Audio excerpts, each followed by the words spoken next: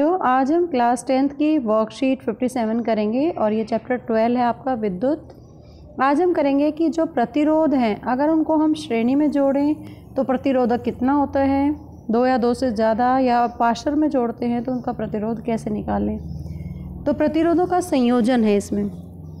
जैसे एक चालक से अगर विद्युत धारा उसके प्रतिरोध और उसके सिरों के बीच विभवांतर पर निर्भर करती है, अगर हम उनका संयोजन करेंगे अलग अलग प्रतिरोधों का, तो संयोजन करने पर कैसे लागू किया जा सकता है। तो संयोजन दो प्रकार से होता है। एक होता है श्रेणी क्रम में प्रतिरोधक, मतलब उनको लगातार कॉन्टिन्यूसली उनको अटैच किया जाए, जैसे ये कर रखा है R1, R2, R3, मतलब 1 2 1 2, इस तरीके से अगर इसको लगातार 2 1 2 1, जो फर्स्ट का सेकंड है, सेकंड का फर्स्ट हो जाएगा टर्मिनल, सेम टर्मिनल नहीं होंगे, अलग अलग हो जाएंगे, वो श्रेणीबद्ध कहलाते हैं। तो इसमें क्या होता है, प्रतिरोधों में जो विद्युत धारा है वो समान होती है। करंट जो जाएगा इस सर्किट में वो आई वैल्यू सेम होगी, लेकिन वोल्टेज डिफर होगा, हर एक विभवांतर अलग होगा हर एक प्रतिरोध का।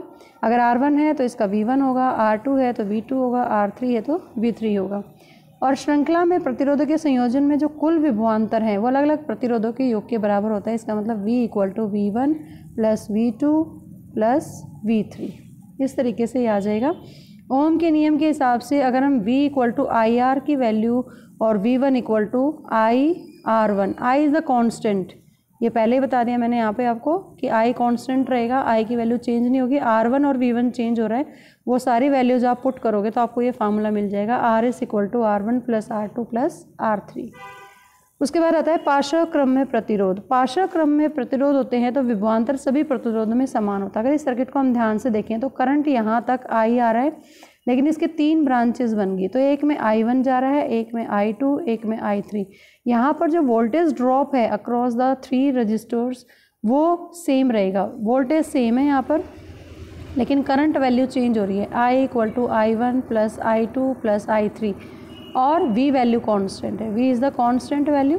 सो ओम्स लॉ क्या कहता है, V = IR, तो I की वैल्यू आ जाएगी V/R। तो यहाँ पे I की वैल्यू V/R है, इक्वल्स टू I1 की हो जाएगी V/R1 + V/R2, क्योंकि V कांस्टेंट है सभी में, V/R3। V कॉमन कट जाएगा ये, तो 1/R, ये वाला फार्मूला आ जाएगा पैरेलल का, 1/R1 + 1/R2 + 1/R3।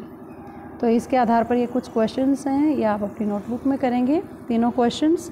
Now the time for the English medium students and today's worksheet is worksheet 57 for the class 10th, and we are going to study about electricity, which is of the 12th chapter of the NCERT, and today we are going to discuss about combination of resistors.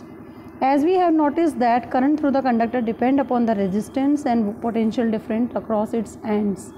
In various electrical gadgets we often use resistors in various combinations, and so according to Ohm's law there are the resistors can be joined together by the two methods. First method is resistors in series.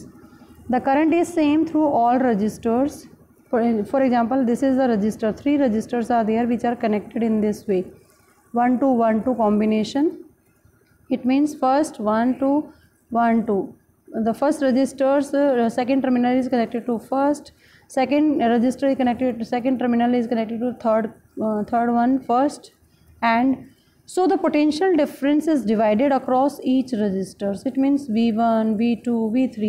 So V = V1 + V2 + V3, and according to Ohm's law put all the values. V = IR, I is constant, so V1 should be according to that, I = R1, V2 is also I = R2. Then put all these values here and you will get this resistance, RS = R1 + R2 + R3.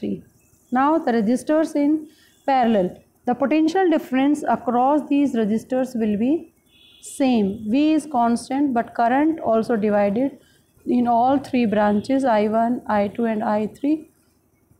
So this is the current and voltage is fixed according to Ohm's law.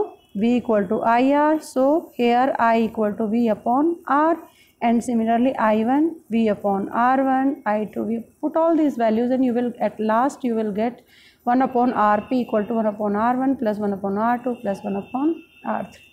Now do these practice of these questions in your notebook with the help of these formulas. Keep watching Super Vigyan. Thank you.